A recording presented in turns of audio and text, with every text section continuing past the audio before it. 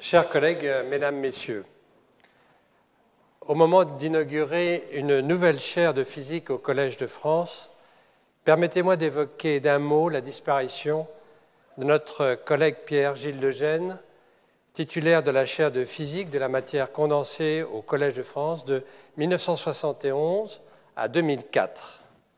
Il a marqué toute une génération de chercheurs par la richesse, le foisonnement de sa pensée scientifique et par l'initiation de très nombreux programmes de recherche dans des domaines totalement inédits. Son enseignement ici était lumineux. Il a propagé sa curiosité et son don de l'observation scientifique de phénomènes apparemment simples, mais en fait complexes, non seulement à ses collaborateurs, mais aux élèves des écoles et des lycées. Et son absence, aujourd'hui, est durement ressentie par chacun d'entre nous.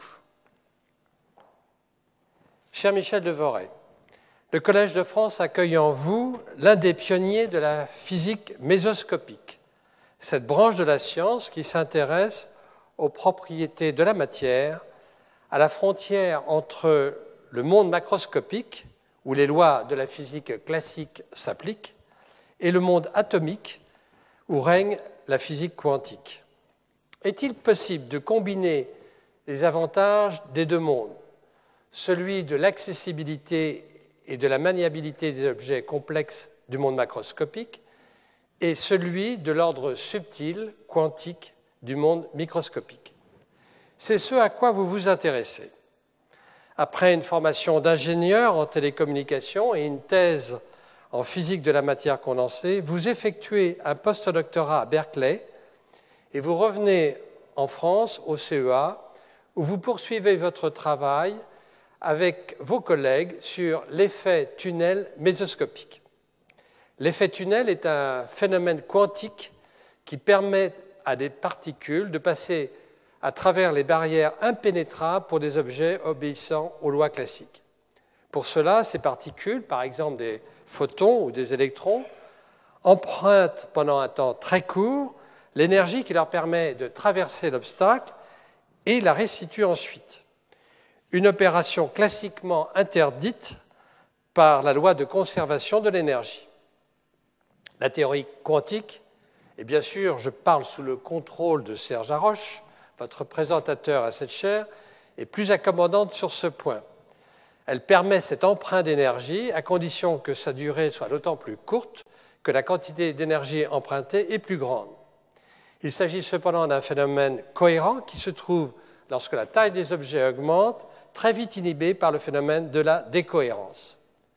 Nommé à l'université de Yale depuis 2002 comme professeur, vous vous attachez avec vos collègues à réaliser des systèmes mésoscopiques qui fonctionnent quantiquement, mais qui, formés d'un grand nombre d'atomes, ont la complexité nécessaire pour interagir directement avec des instruments de mesure.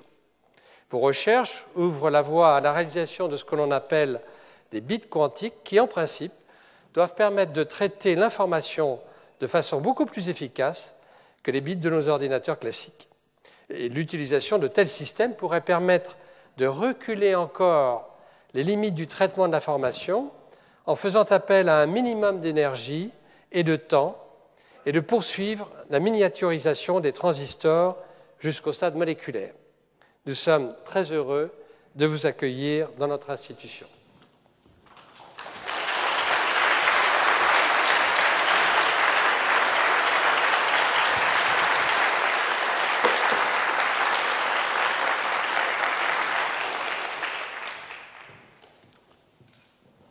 Monsieur l'administrateur, chers collègues, chers amis, mesdames et messieurs, le but de cette leçon inaugurale est de vous présenter la nouvelle branche de la physique des solides que l'on appelle la physique mésoscopique. Pour vous expliquer les bases de cette discipline qui a environ 25 ans, je dois revenir près d'un siècle dans le passé. Et là, je vais essayer de faire marcher cette machine classique, qui est un ordinateur. Nous sommes en 1908 et Jean Perrin effectue sa célèbre expérience sur le mouvement brownien. En suivant la trajectoire aléatoire d'une particule micronique, il arrive à déterminer le nombre de molécules dans un volume de fluide donné, et par là, il accède à la taille des atomes. Il se base sur une théorie publiée quelques années plus tôt par Albert Einstein, qui avait compris que le mouvement brownien, donc observé par Brown bien des années avant, dans le mouvement brownien, la particule de pollen immergée dans l'eau, en fait, est soumise au mouvement incessant des molécules d'eau sous-jacentes qui lui transmettent son énergie cinétique. D'ailleurs, Albert Einstein, donc l'article d'Albert Einstein fait partie cet article fait partie de la série miraculeuse de 1905. Jean Perrin a eu aussi besoin d'un raffinement de la théorie d'Albert Einstein effectué par Paul Langevin, qui en 1908 est professeur au Collège de France. La preuve que la matière est constituée d'atomes, à cette époque, est toute nouvelle. On parle encore d'hypothèse atomique. Et ces jeunes physiciens doivent convaincre les autorités scientifiques de la discontinuité de la matière.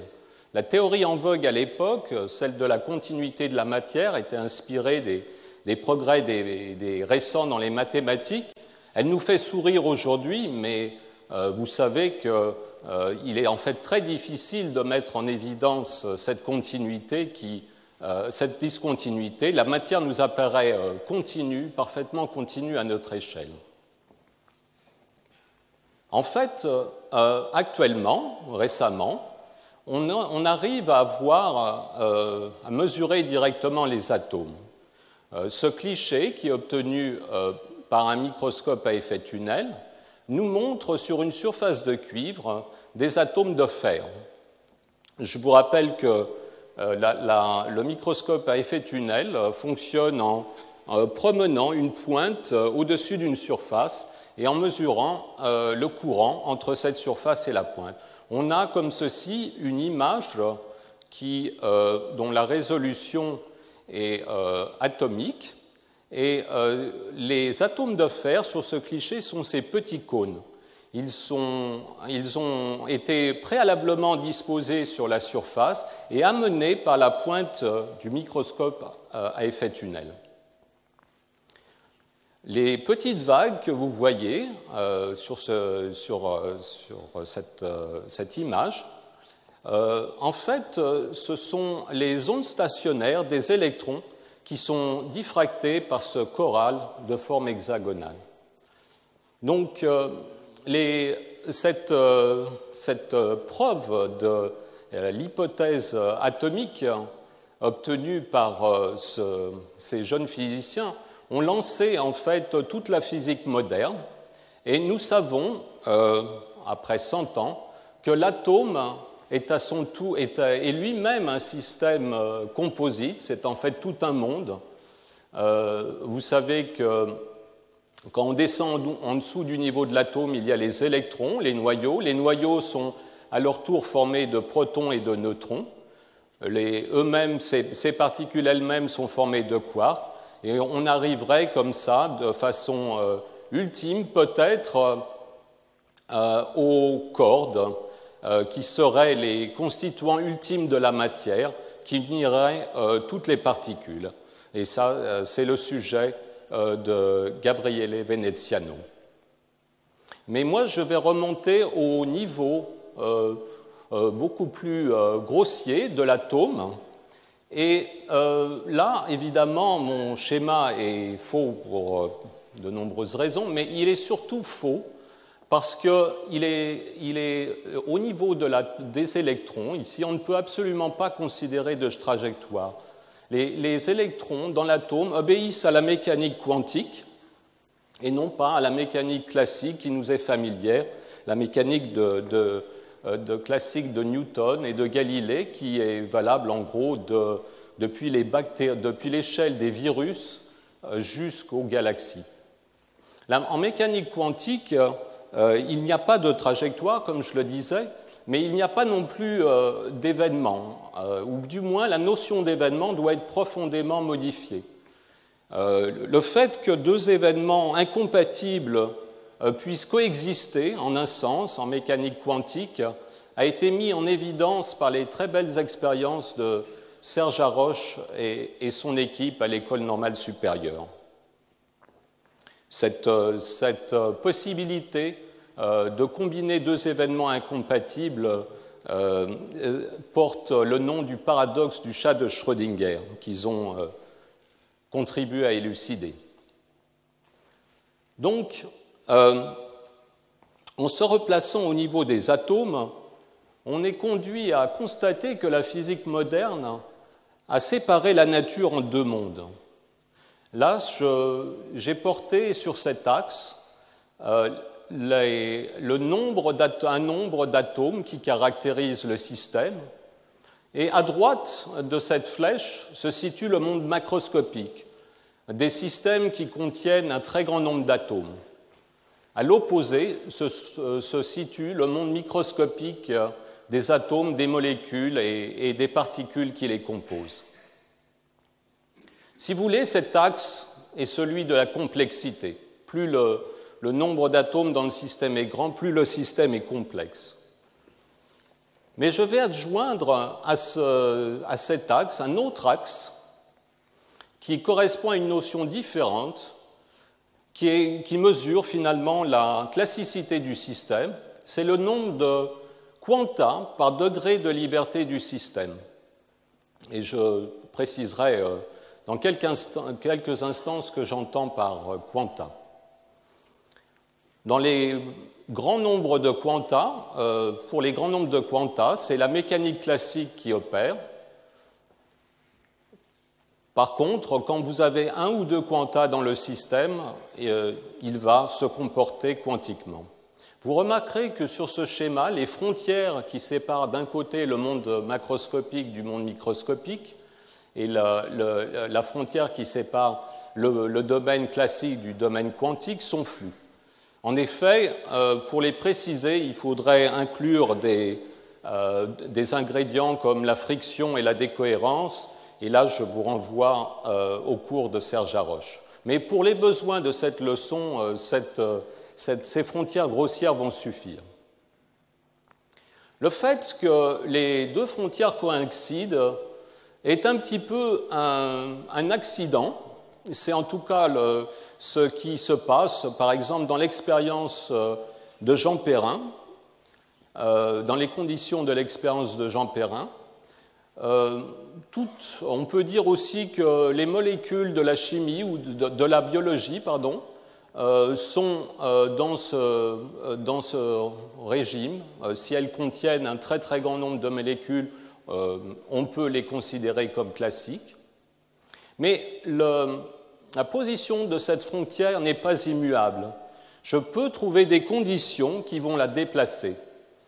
Lorsque je vais ouvrir cet intervalle entre ces deux frontières déplacées, je vais faire apparaître des systèmes dits mésoscopiques. Donc je reprends les mots de monsieur l'administrateur. Les systèmes mésoscopiques sont des systèmes macroscopiques qui sont complexes, qui contiennent un très grand nombre d'atomes et qui en même temps vont obéir à la mécanique quantique. La question, évidemment, c'est en quoi cela peut nous intéresser, en quoi cela est important. Eh bien, les systèmes mésoscopiques combinent le meilleur de deux mondes. On va combiner les atouts des systèmes macroscopiques, la modularité et la capacité d'un système à opérer une certaine fonction, exécuter une fonction, sans être influencé par la structure. Et là, je vais prendre l'exemple des engrenages d'une horloge. Dans une horloge, la fonction des engrenages est déterminée par la forme des dents et très peu par la matière des engrenages. Si vous prenez par contre des petites molécules, il sera beaucoup plus difficile de séparer fonction et structure. La flexibilité, c'est la capacité qu'ont les systèmes macroscopiques à opérer sur des grandes variations de propriétés. Si vous prenez un clou, vous pouvez avoir un tout petit clou à l'échelle de quelques millimètres, et puis vous pouvez avoir des clous énormes à l'échelle de dizaines de mètres. Il y a une troisième propriété qui est l'accessibilité. Les systèmes macroscopiques sont facilement interfaçables avec nos appareils de mesure. Les atouts des systèmes quantiques sont tout d'un autre ordre. C'est des systèmes qui présentent une discrétisation naturelle. Il y a aussi le phénomène d'intrication, dont je ne vais pas beaucoup parler, mais qui est fondamental pour l'ordinateur quantique, dont je parlerai brièvement à la fin de mon exposé. Et surtout, les systèmes quantiques sont ordonnés. Ils sont beaucoup plus ordonnés que les systèmes classiques. Maintenant, on arrive au système mésoscopique, et là, je suis forcé d'introduire un détail, c'est qu'il se sépare en deux classes, en fait. Vous avez d'un côté les systèmes qui comprennent un grand nombre de ce qu'on appelle les quasi-particules, donc des particules qui sont des degrés de liberté collective du système et qui vont se comporter un petit peu comme les particules élémentaires.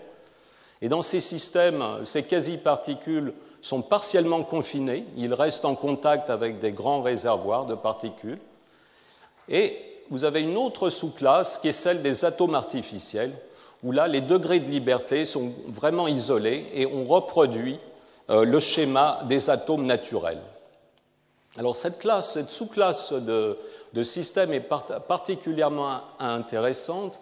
On pense qu'elle nous permettra de réaliser une espèce de kit Lego quantique, un peu semblable à ce que réalise la chimie. Alors ça peut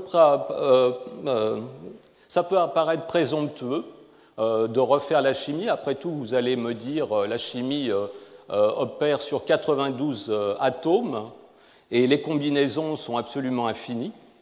Mais il faut comprendre que les atomes, les paramètres des atomes sont déterminés par les constantes fondamentales et en fait sont très contraints. Et justement, dans cette optique de séparer la fonction de la structure, les atomes, des fois, laissent à désirer. Avec des atomes artificiels, on peut réparer ces insuffisances de la nature et bâtir de nouveaux assemblages. Ce n'est pas très différent, je dois dire, c'est un petit peu le même esprit que la chimie supramoléculaire de Jean-Marie Lehn, mais avec des objets complètement artificiels.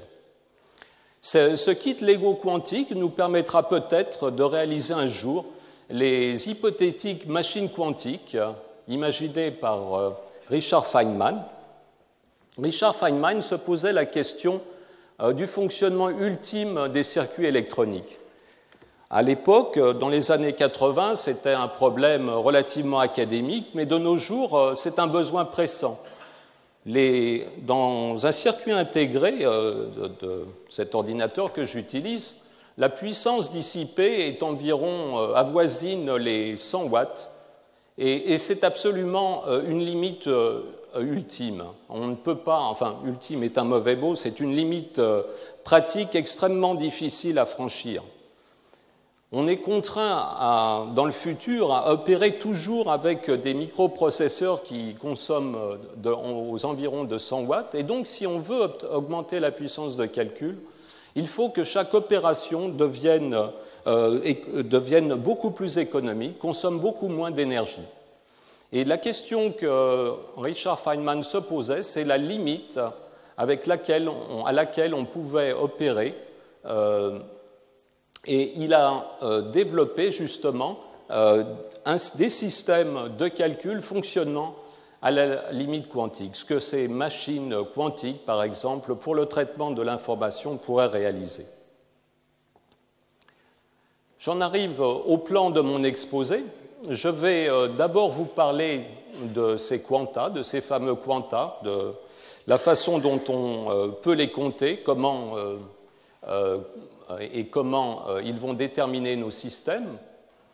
Après, je vous parlerai des défis des systèmes mésoscopiques. Il y a 3 défis essentiellement. Il faut d'abord être capable de les réaliser, il faut pouvoir décaler ces frontières, comme je vous les ai indiquées. Il faut ensuite relever le défi de la mesure. On peut être confronté dans les systèmes mésoscopiques à ne mesurer qu'un seul quantum à la fois, et ceci est un challenge pour la physique expérimentale. Et enfin, il y a un 3e défi, qui est un défi théorique, qui est de pouvoir prédire le comportement de ces systèmes, qui sont ni simples, comme les atomes, ni très symétriques, comme les cristaux. Donc, c'est de nouvelles méthodes théoriques qu'il faut développer. Et pour vous illustrer ces points, je vais vous parler d'un exemple, un exemple concret, qui est le contact ponctuel quantique. Et enfin, j'aborderai un 3e point, qui sont les applications de la physique mésoscopique à la métrologie et au traitement quantique de l'information, comme je vous en parlais précédemment. Donc, parlons de ces quanta, et là, je vais prendre un système complexe, donc, mais avec un degré de liberté le plus simple possible. Alors, si je suivais la démarche historique de la physique, je prendrais quelque chose qui ressemblerait au système Terre-Lune, disons 2 masses qui tourneraient l'une autour de l'autre, mais ce système est déjà beaucoup trop compliqué, puisque ça serait en fait une coordonnée dans un espace à 3 dimensions. Donc je vais me concentrer sur un système beaucoup plus simple, qui est en fait la roue, un disque tournant autour d'un axe. Là, je l'ai volontairement dessiné très artificiel, mais vous pouvez, si vous voulez, imaginer une grosse molécule ou un gros amas d'atomes qui serait contraint de tourner autour d'un axe par des forces, en disposant des forces appropriées. Donc là, c'est le plus simple possible. On a un degré de liberté qui est la position angulaire alpha du disque. Maintenant, je peux mesurer cette position alpha par différents systèmes. C'est un système macroscopique, il est très facile à mesurer. Je peux, à titre d'exemple, simplement pour être spécifique, utiliser 2 faisceaux laser, 2 photodiodes qui vont mesurer le cosinus et le sinus de cet angle. Par exemple, si j'ai recouvert le disque d'un matériau réflecteur de densité variable. Donc, dans cette expérience, on va mesurer la position angulaire et la vitesse angulaire du disque à la fois, en adjoignant à ce système une horloge. Maintenant, en mécanique classique, je n'ai aucune limite à la précision à laquelle je vais mesurer ces 2 variables, de position angulaire et de vitesse. En mécanique quantique, les choses sont tout autres. Là, je représente le résultat d'une mesure de la vitesse. Alors, je porte ici le moment cinétique du disque, qui était la vitesse multiplié par le coefficient d'inertie, le moment d'inertie. Et voilà le résultat d'une mesure préalable. Maintenant, si je mesure l'angle, et avec un certain intervalle de précision, ici donné par ces flèches, eh bien, les principes de la mécanique quantique nous disent que le système va effacer de l'information sur le moment cinétique. Au fur et à mesure que j'acquiers de l'information sur l'angle, en faisant une mesure de plus en plus précise, j'efface de l'information sur le moment cinétique. Il se produit une espèce de phénomène de vase communicant de l'information. La situation est complètement symétrique. Si j'ai obtenu une valeur pour l'angle et que je mesure le moment cinétique dans cet intervalle, c'est maintenant l'information sur l'angle que je vais effacer. Et on voit qu'il y a finalement une quantité insécable en physique.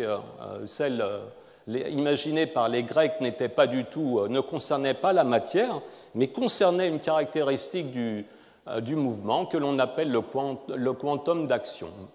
La constante de Planck fixe le quantum d'action. Dans ce plan, angle moment cinétique, vous ne pouvez pas déterminer une position à mieux que ce carré, ce rectangle, dont la surface est imposée par la constante de Planck. La constante de Planck, quand on l'exprime dans les unités de la vie de tous les jours, est un nombre extrêmement petit. Et pour revenir à mon exemple du disque, imaginons un disque d'ordinateur, le plus petit que l'on sache faire à l'heure actuelle. Bien, si vous mesurez sa position angulaire avec 16 bits, cela induit un flou sur la vitesse qui est égal à 1 millième de tour par milliard d'années. Donc vous voyez que les ingénieurs n'ont pas du tout besoin de se préoccuper de mécanique quantique. Maintenant, ce nombre redoutable peut apparaître un peu plus abordable si j'exprime ce principe d'incertitude dans d'autres systèmes d'unités. De façon tout à fait équivalente, plutôt que l'angle et le moment cinétique, je peux considérer le temps mis pour aller d'une position à une autre et l'énergie que réclame ce mouvement. J'obtiens exactement le même principe, la même surface, mais là je peux interpréter les choses de façon un peu différente. Je peux convertir l'énergie correspondant à ce mouvement en température. Cette conversion énergie-température était précisément ce que Jean Perrin avait obtenu. Et je peux réexprimer cette constante de Planck. Alors, en énergie fois en température fois un temps, c'est un peu plus abordable. On voit que la température correspond à 10 millikelvin, 10 millièmes de degré 10 millièmes de degré au-dessus du zéro absolu, et fois 1 nanoseconde. Alors, 10 millièmes de degré au-dessus du zéro absolu, c'est en fait une température qui maintenant peut être obtenue de façon assez routinière avec un réfrigérateur à dilution, dont le fonctionnement de ces machines se simplifie d'année en année. Et donc, c'est quelque chose de tout à fait faisable d'atteindre ces températures. Maintenant, 1 nanoseconde, c'est l'inverse de 1 gigahertz, qui est maintenant devenu une fréquence radio. C'est la fréquence de votre téléphone portable. Donc, on voit que l'atteinte de la constante de Planck pour des objets macroscopiques n'est pas une affaire aussi désespérée. J'arrive à un autre point très important, c'est ce point qui concerne l'ordre des systèmes quantiques. La coordonnée que j'ai considérée, la position angulaire, est une coordonnée cyclique. C'est le cas de nombreuses coordonnées de systèmes, c'est le cas bien sûr de la position d'un électron dans un atome. Cette coordonnée se referme sur elle-même après un tour. On ne peut pas, pour cette position angulaire, distinguer un angle à un tour près. Là, j'ai dessiné mon petit rectangle d'incertitude dans une mesure où il y a un certain équilibre entre l'angle et le moment cinétique, mais imaginons que j'augmente la précision sur le moment cinétique. La tâche d'incertitude va à un moment donné faire le tour du cylindre et va se mordre la queue. Et là, j'ai un phénomène d'interférence qui est très important, qui va avoir une conséquence fondamentale. Elle va conduire à l'autodigitalisation du moment cinétique. Il ne pourra prendre que des valeurs discrètes. Plus généralement, dans un système cyclique comme mon disque, où la position d'un électron dans un atome, j'observerai le phénomène de quantification de l'énergie. Alors si je reprends ce disque et que je l'enferme avec un gaz de particules, et que ce gaz, je le prépare de façon très particulière en donnant à chaque particule la même énergie, et que je puisse contrôler de l'extérieur cette énergie, eh bien, en augmentant cette énergie par particules du réservoir, j'observerai que l'énergie de mon système, le disque en l'occurrence, va prendre des valeurs quantifiées Donc on va avoir un phénomène de marche, Et la première marche ne se produira qu'à partir d'une certaine énergie caractéristique. Lorsque l'énergie sera suffisamment basse, le système restera dans son état fondamental, il sera parfaitement ordonné. Et ça, c'est une propriété qui distingue les systèmes quantiques des systèmes classiques, qui, eux, seraient toujours désordonnés, quelle que soit la petitesse de l'énergie du réservoir. Là, j'introduis un autre ingrédient qui va me servir par la suite. La différence en énergie entre niveaux, en fait, est reliée à la fréquence d'une force oscillante qui pourrait faire transiter le système d'un niveau à l'autre. Voilà très brièvement les principes quantiques qui vont apparaître dans les systèmes mésoscopiques. Un dernier ingrédient, si maintenant, au lieu d'avoir un réservoir préparé de cette façon très particulière que j'ai indiqué, mais un réservoir plutôt thermique, à haute température, les différents niveaux du système vont se mélanger, les marches vont s'émousser, et je retrouverai une courbe parfaitement continue. C'est un peu comme ceci que l'on peut comprendre la transition entre le régime classique, la transition entre le régime quantique et le régime classique. J'en arrive maintenant à mon second point, mon exemple. On va voir en œuvre ces différents principes dans l'exemple du contact ponctuel quantique. C'est un système qui part de deux cristaux semi-conducteurs. En fait, c'était cristaux qui ont poussé par épitaxie. On part d'un cristal d'arsénure de gallium et on fait croître dessus cet alliage ternaire d'arsénure de gallium-aluminium. Et on obtient une structure qui est capable de confiner un gaz d'électrons bidimensionnel. Là, j'ai indiqué le mot électron. En fait, il devrait être entre guillemets. Dans ce genre de système de la matière condensée, les électrons ne sont pas les mêmes électrons que ceux dont on a l'habitude de considérer dans les cours de physique élémentaire où on parle d'électrons dans le vide. Là, ces électrons sont en fait des quasi-électrons qui sont des modes collectifs du système. Ils émargent sur de nombreux atomes. Ce domaine est celui de Philippe Nozière, auquel il a beaucoup contribué. L'avantage de ces quasi-particules, c'est que, comme les électrons, elles ont une faible masse. Et qui dit faible masse dit rapidité. La vitesse de ces quasi-particules est environ 1/100 de la vitesse de la lumière. Cette rapidité va être essentielle par la suite, puisque vous avez vu que pour atteindre la constante de Planck, j'ai besoin de petit temps. À la surface du cristal, on peut déposer des électrodes métalliques, et là intervient un nouvel ingrédient, les nanotechnologies. Il va falloir séparer ces électrodes métalliques d'une quantité assez petite, donc le 10e de micron, et ceci peut être obtenu en utilisant la lithographie par faisceau d'électrons avec un microscope électronique. Maintenant, on peut effectuer des mesures de transport très simples. La beauté de ce système, c'est qu'il peut être mesuré avec un simple voltmètre et ampèremètre. Alors, cette source de tension ici va polariser ces électrodes et va chasser sous elles les électrons de la couche. Et en augmentant la tension, en amenant plus de charges négatives, on va pouvoir pincer de plus en plus cette couche. On peut la séparer en deux réservoirs, mais on peut maintenir un contact très étroit. Et dans la suite, je vais m'intéresser au courant qui traverse le dispositif, qui est finalement la charge qui a traversé le courant, va se mesurer en comptant la charge qui a traversé le dispositif pendant une durée T.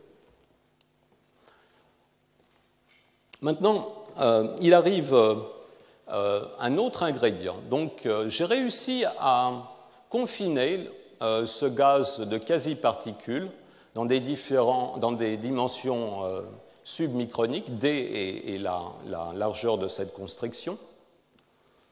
Et la vitesse des particules est telle que le temps d'aller-retour, ici, entre les deux bords, est très court. La vitesse des particules fait que ce temps s'exprime en dizaines de picosecondes.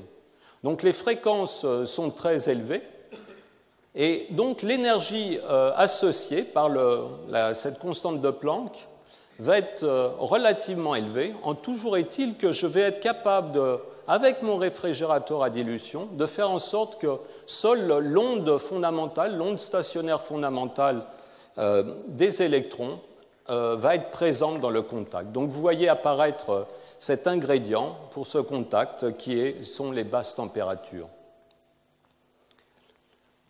L'avantage de ce système, c'est qu'il est flexible. Je peux faire varier ce paramètre de la distance en changeant depuis l'extérieur la tension de grille. Je vais permettre à d'autres ondes de rentrer dans le système. C'est un petit peu comme une flûte que l'on allongerait. Et cette possibilité de flexibilité, bien sûr, n'existe pas dans un atome où les conditions aux limites sont fixées une bonne fois pour toutes. Alors, la beauté de ce système, c'est que la conductance d'un canal électronique, c'est-à-dire la conductance qui correspond à un seul mode des ondes électroniques, est en fait une constante universelle. Et ce petit raisonnement ici permet de s'en convaincre. Je raisonne dans le plan temps-énergie, et j'ai dit que j'allais compter les charges qui avaient circulé dans le contact, qui étaient passées dans le contact pendant un temps t. L'énergie dont je dispose est cet intervalle d'énergie qui est déterminé par ma tension, la tension appliquée, fois la charge de l'électron. Et donc, pour connaître le nombre d'électrons qui est passé, je dois compter ce nombre de petites briques élémentaires correspondant chacune à un mode d'électrons. Donc le nombre de paquets est l'aire de cette surface, ici, E fois T, divisé par H bar. Pour connaître la conductance, je vais diviser ce nombre fois la charge de chaque paquet. Là intervient le fait qu'il peut y avoir deux spins possibles pour l'électron, donc je dois compter 2 E par surface élémentaire. Et ce qui est extrêmement intéressant dans cette démonstration, c'est qu'à la fin, tout s'élimine, la tension s'élimine, le temps s'élimine, la vitesse des électrons s'élimine, et même la largeur en énergie de ces paquets d'ondes électroniques. Cette largeur est déterminée par les processus qui se produisent dans les réservoirs. Je trouve 2 fois sur une résistance tout à fait abordable qui est 26 kΩ, une résistance que vous pourriez acheter dans un magasin d'électronique, mais qui fait intervenir ces 2 constantes quantiques de la nature que sont la charge de l'électron et la constante de Planck. Voilà un des premiers résultats expérimentaux obtenus dans le laboratoire du professeur Hans Moy à Delft, et qui montre ces pas de conductance obtenus en faisant varier la tension de grille. Vous voyez que chaque pas est un multiple entier de cette constante E2 sur H. En faisant varier la largeur du contact, donc par la tension de grille, on peut faire rentrer un nombre de plus en plus grand de modes dans le système, mais vous voyez que pour chaque mode, la conductance est quantifiée, ce qui vous donne ces marges. Lorsque cette mesure a été effectuée à 1/3 de degré Kelvin environ, en chauffant le système environ à 4 degrés Kelvin, les marges disparaissent et on retrouve un comportement tout à fait classique. Ce qui est beau dans cette expérience, c'est qu'on a accédé à un phénomène quantique, on a mesuré les constantes quantiques fondamentales avec de simples simples appareils électriques. Maintenant, j'aborde ce point concernant la métrologie quantique. Alors, dans l'expérience que l'on vient de voir, on relie la tension au courant par une constante fondamentale.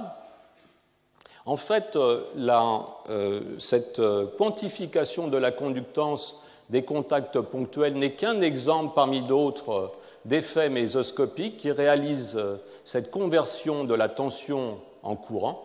Il y a un effet beaucoup plus précis que je ne peux pas détailler ici, qui est l'effet Hall quantique, qui en fait réalise cette relation avec une précision métrologique.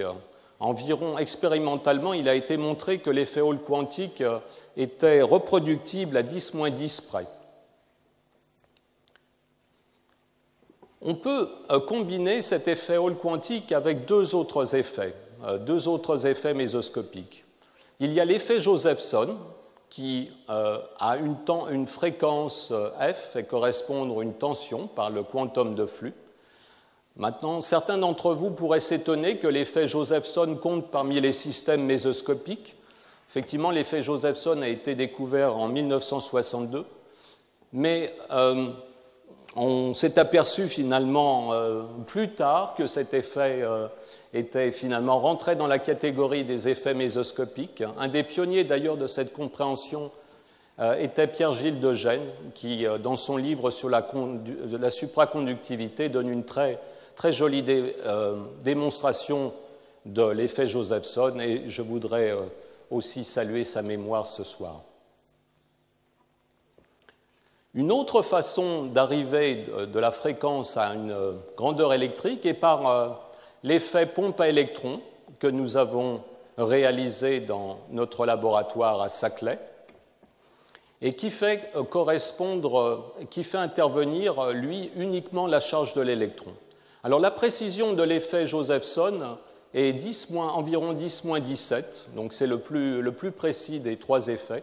L'effet pompe à électrons, lui aussi, est métrologique puisqu'il a une précision d'environ 10-8. Quel est l'intérêt de ce triangle? Eh bien, on pourrait à terme l'utiliser pour refondre complètement le système d'unité de la physique, le système international. Si on partait d'une horloge atomique, on pourrait donc très facilement produire une fréquence f parfaitement connue et par ces deux effets aboutir à un watt électrique. L'avantage d'avoir un triangle, c'est que ces trois effets se vérifient mutuellement et donc permettent en quelque sorte d'éliminer toutes les erreurs, disons, systématiques et accidentelles. Partant du watt électrique, on peut passer par un dispositif très astucieux au watt mécanique et par là remonter au kilogramme et donc finalement à terme se débarrasser de cet artefact qui est gardé dans un coffre-fort au Bureau international des poids et mesures. Voilà à long terme une perspective de ces effets mésoscopiques métrologiques. Maintenant, ce qui est très intéressant dans ces effets, c'est qu'ils font intervenir une partie seulement des constantes fondamentales. Là, dans cette table, j'ai porté les constantes, des constantes fondamentales de la physique. Elles sont classées en deux catégories. Vous avez à gauche les constantes dites universelles, qui ne dépendent absolument pas du système, de sa taille, de sa dimension. Au contraire, à droite figurent les constantes dites microscopiques qui concernent certaines particules en particulier. Ce qui est remarquable dans ces effets métrologiques, mésoscopiques, c'est que ces constantes microscopiques n'interviennent plus, elles disparaissent. En fait, dans l'effet Hall quantique, non seulement elles disparaissent, mais plus le système est sale, plus il contient d'impuretés, mieux elles disparaissent. Et là, la physique mésoscopique est vraiment confrontée à un défi qui concerne les atomes artificiels, où je vais bientôt arriver. Ces atomes, évidemment, il serait très intéressant de pouvoir les faire dépendre que des constantes fondamentales. Est-ce que c'est possible? C'est encore une question ouverte. Pour l'instant, les atomes artificiels font intervenir, comme les atomes, une combinaison des constantes universelles et des constantes microscopiques auxquelles s'adjoignent, de façon très pratique, des dimensions du système, ce qui permet une grande flexibilité dans ces atomes. Mais la question que je pose, c'est de savoir s'il serait possible de réaliser, en utilisant des phénomènes, des propriétés topologiques, de réaliser des atomes artificiels avec des énergies, en fait, en quelque sorte, qui seraient données uniquement par ces constantes universelles. Je vais parler très brièvement maintenant d'un seul exemple d'atome artificiel, un exemple sur lequel nous avons travaillé à Saclay. C'est la boîte à paires de Cooper. Donc, c'est un système électrique. Encore une fois, c'est plus facile d'avoir un système rapide avec des électrons. Là, les électrons sont supraconducteurs. Ils s'organisent, ils sont appareillés en paires d'électrons. Et le cœur du dispositif est cette électrode supraconductrice que l'on appelle l'île, et qui va avoir qu'un seul degré de liberté. C'est le nombre de paires d'électrons en excès. Ce nombre est variable car l'île peut échanger des électrons avec ce réservoir supraconducteur. On peut imposer au système une tension et changer comme ceci ses propriétés. C'est donc un atome ajustable. Maintenant, ce système électrique ne semble pas avoir de grand rapport avec un atome. Pourtant, en utilisant une analogie qui passe de l'électricité à la mécanique, on peut voir que ce système est tout à fait équivalent au disque dont je vous ai parlé au début. En fait, on peut établir une petite table ici entre les grandeurs électriques et ces grandeurs mécaniques ici.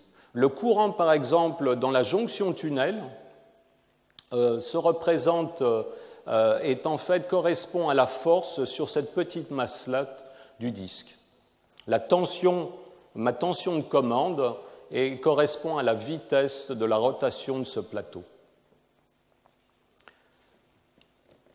Avec ce système, on obtient un atome, un système qui a des degrés de liberté quantifiés, et on peut s'en servir comme bit quantique, comme la version quantique du bit élémentaire, de l'unité élémentaire d'information.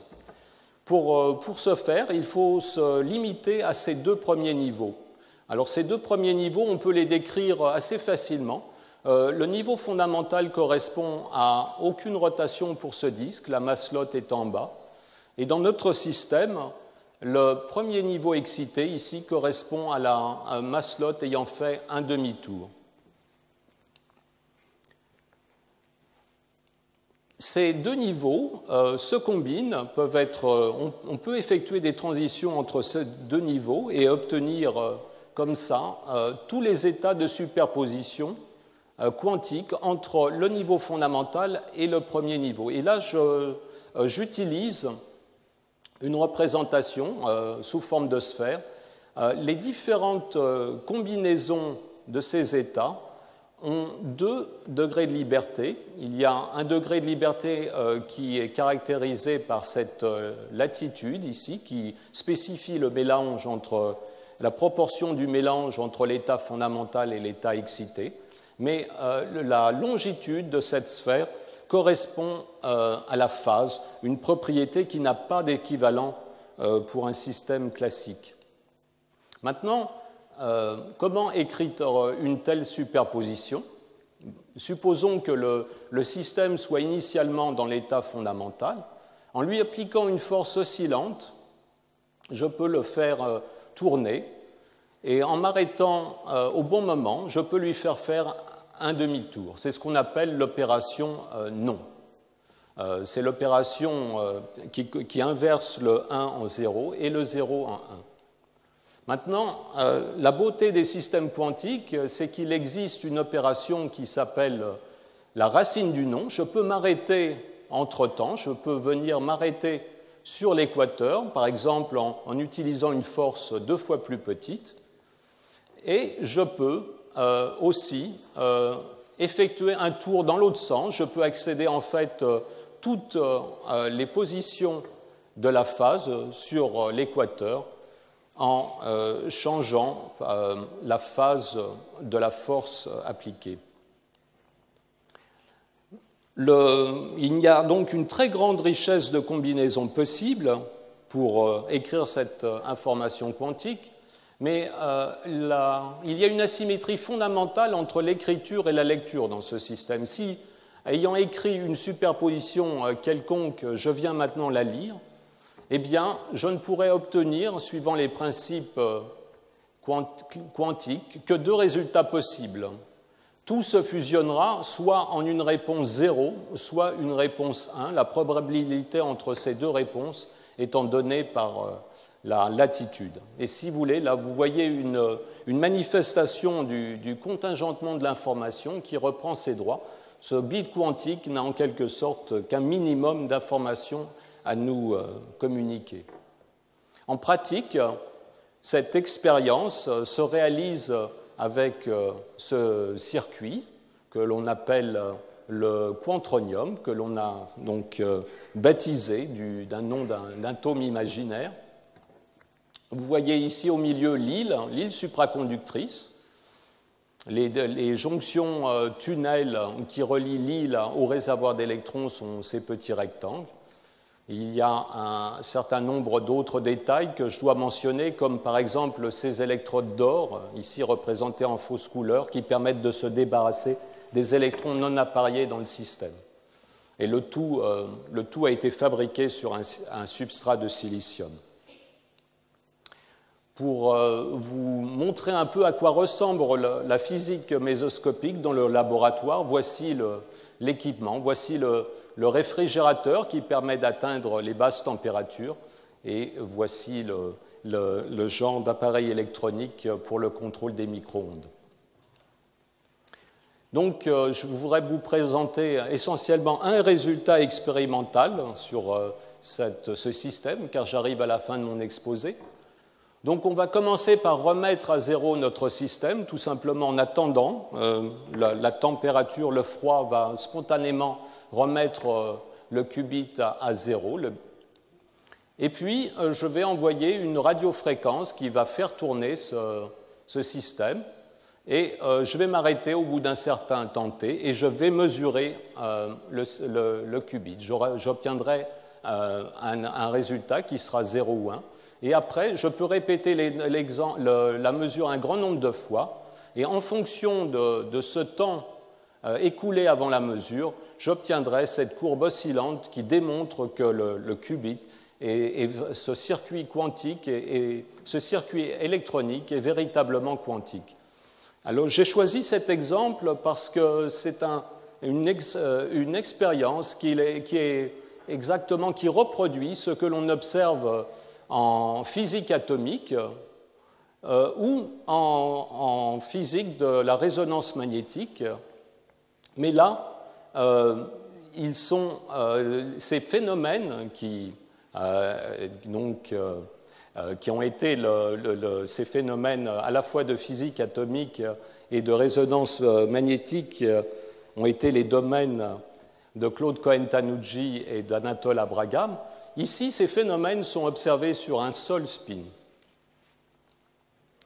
Donc, j'en arrive à la fin de mon exposé et je voulais juste résumer les différents points que j'ai développés. Donc, la physique mésoscopique présente de nouveaux défis. Je n'ai pas parlé de ce dernier défi qui est la mesure des quanta individuels, mais c'est un domaine qui nous occupe actuellement, qui est très important, qui va être lié à des applications. Un autre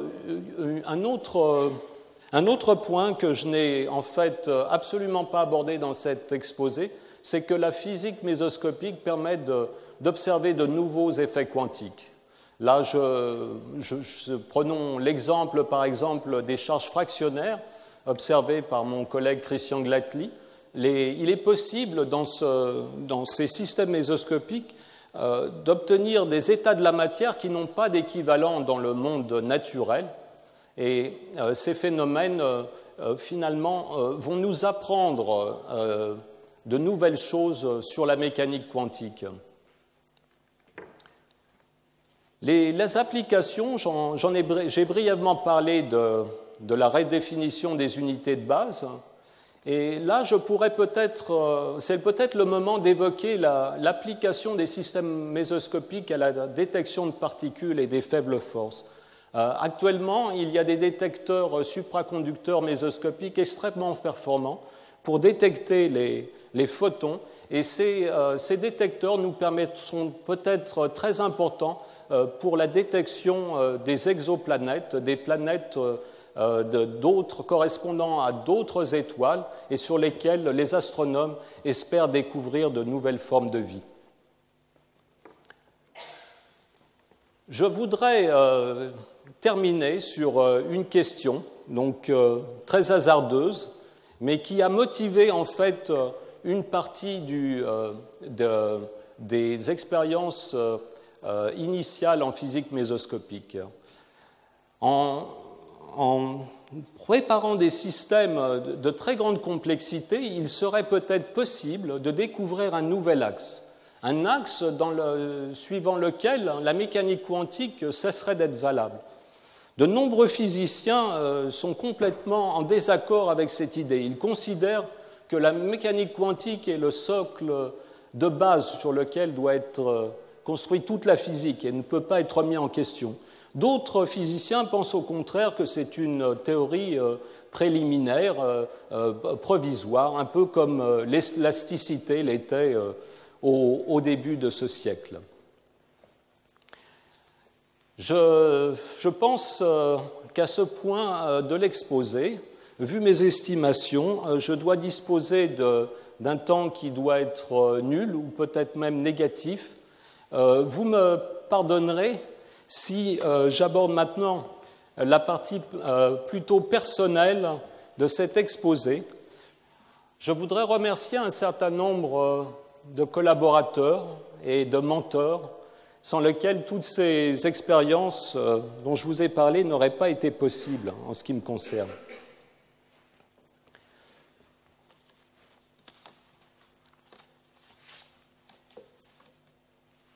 Donc, j'aimerais, dans cette partie, conformément à la tradition des leçons inaugurales, esquisser brièvement les étapes majeures de mon parcours. Je dois beaucoup à ma famille, d'abord à mes parents qui m'ont toujours soutenu et encouragé, puis à mon cousin qui m'a appris les mathématiques. Je suis aussi très reconnaissant à ma femme et à mes enfants de partager leur quotidien avec la physique. Mais j'ai eu de surcroît la chance dans ma vie scientifique de rencontrer des circonstances très favorables et surtout des personnalités exceptionnelles. À commencer par le lycée, où mon professeur de physique, Madame Cléo, et le père d'un camarade soutenaient notre projet un peu fou de construire un ordinateur. C'était en 1968, l'âge de pierre des circuits intégrés.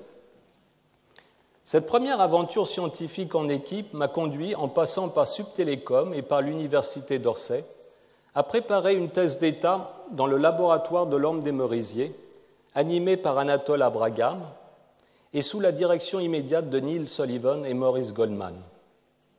L'environnement intellectuel remarquable qu'Anatole Abragam avait su créer dans ce laboratoire a été un des atouts décisifs pour le départ de mon travail de recherche. Un jeune chercheur y avait le loisir de réfléchir en profondeur à la physique, sans le souci d'une production immédiatement rentable. Cette évocation serait incomplète si je ne mentionnais pas les nombreuses histoires drôles que nous racontait Anatole Abragam dans la salle café du laboratoire. Histoires dont l'esprit humaniste m'est apparu de plus en plus clairement au cours des années. Et c'est dans ce laboratoire que j'ai rencontré Daniel Estève et Christian Urbina, deux très proches collègues et amis, alors thésards comme moi, avec lesquels j'ai eu par la suite le bonheur de fonder un nouveau groupe de recherche. Mais avant, au sortir de ma thèse de doctorat, j'ai eu le privilège d'être accueilli pendant 2 années de stage postdoctoral à Berkeley, aux USA, dans le groupe du professeur John Clark, qui m'a fait l'honneur de venir de Californie pour assister à cette leçon.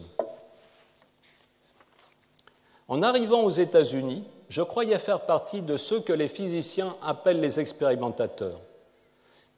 Mais j'ai vite découvert là-bas qu'en réalité, j'étais plutôt un théoricien et que se posait à moi le challenge de devenir un expérimentateur complet. Dans le laboratoire de John Clark, je me suis rendu compte qu'une ambiance scientifique beaucoup plus pragmatique, dans laquelle les expériences peuvent avoir un certain degré d'autonomie par rapport à des modèles trop particuliers, s'avérait remarquablement féconde. Et j'ai été une seconde fois confronté à cette culture pragmatique en 1996 aux Pays-Bas, où j'ai eu, grâce à l'Académie royale des Pays-Bas, le plaisir de séjourner dans le laboratoire du professeur Hans Moy, que je voudrais saluer aussi ce soir. Pour revenir au laboratoire américain où j'étais postdoc, une autre de ces différences avec l'environnement scientifique français était l'inversion de la pyramide des âges. On y côtoyait une foule d'étudiants très intéressants et déjà très autonomes. L'un d'eux, John Martinis, était particulièrement talentueux et la possibilité d'entamer avec lui une fructueuse collaboration a été une des circonstances favorables de ma carrière. Comme je l'ai mentionné, à mon retour des USA, les physiciens seniors du CEA nous ont donné la possibilité, à Daniel Estève, à Christian Urbina et à moi-même, de fonder un jeune laboratoire sur une thématique entièrement nouvelle et de passer ainsi de la résonance magnétique nucléaire à ce qui s'appelle maintenant la physique mésoscopique. La vie dans cette équipe du groupe Quantronic a été un moment formidable de ma carrière et je tiens à partager avec tous les membres de ce groupe l'honneur de cette chaire.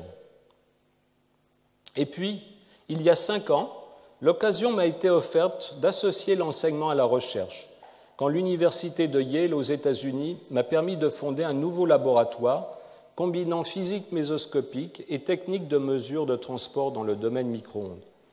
Ce laboratoire profite beaucoup de la collaboration avec les physiciens de Yale, parmi lesquels je voudrais saluer Steve Gervin, Dan Prober et Rob Scholkopf.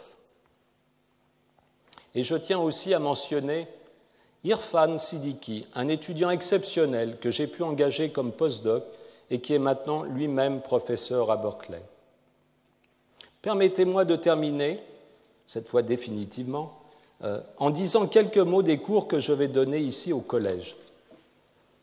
Mes cours seront surtout destinés aux plus jeunes, mais je compte aussi pouvoir profiter de l'expérience et du regard critique des aînés qui, je l'espère, m'aideront à ne pas tomber dans les nombreux écueils que rencontre un professeur.